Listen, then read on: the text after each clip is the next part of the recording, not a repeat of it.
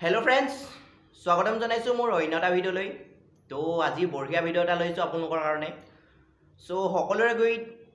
original Vidmate এপটো নাথাকিব পাৰে সো হয়তো কাৰোবাৰ গৈ নাথাকিব পাৰে হেতু প্লে ষ্টৰৰ পৰা ডাউনলোড কৰিব নোৱাৰে যেহেতু অৰিজিনেল এপটো প্লে ষ্টৰত পোৱা নাযায় এটো অনলি উৰিগল প্লে ষ্টৰৰ পৰা তো হেতু ক'ৰ পৰা আপোনালোকে কেনেকৈ ডাউনলোড কৰিব সেই সকলোবোৰ কথা এই ভিডিঅ'টোৰ জৰিয়তে জানিব পাৰিব তো তেনেহ'লে দেৰি নকৰি ভিডিঅ'টো আৰম্ভ কৰোঁ ফাৰ্ষ্টতে আপোনালোকে ক্ৰম ব্ৰাউজাৰটো ওপেন কৰি ল'ব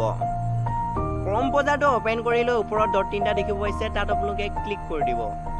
তাত ক্লিক কৰাৰ লগে লগে অলপ ওপৰলৈ লৈ যাব দেখিব পাইছে এটা ডেস্কটপ সাইট বুলি তাত আপোনালোকে ক্লিক কৰি দিব তাত ক্লিক কৰাৰ লগে লগে আপোনালোকৰ সন্মুখত এনেকুৱাখন ইন্টাৰফেস দেখিব পাব আৰু ওপৰত দেখিব পাইছে ন সাৰ্চ কৰা বটনটো তাত আপোনালোকে ক্লিক কৰি দিব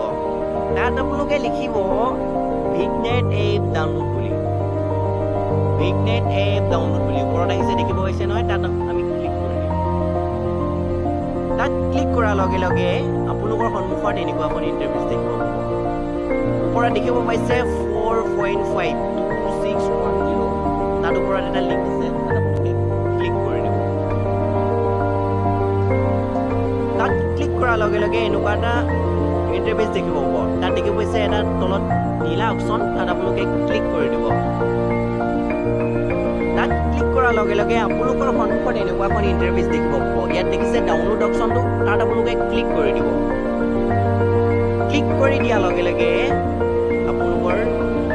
ভিডমেট এপটো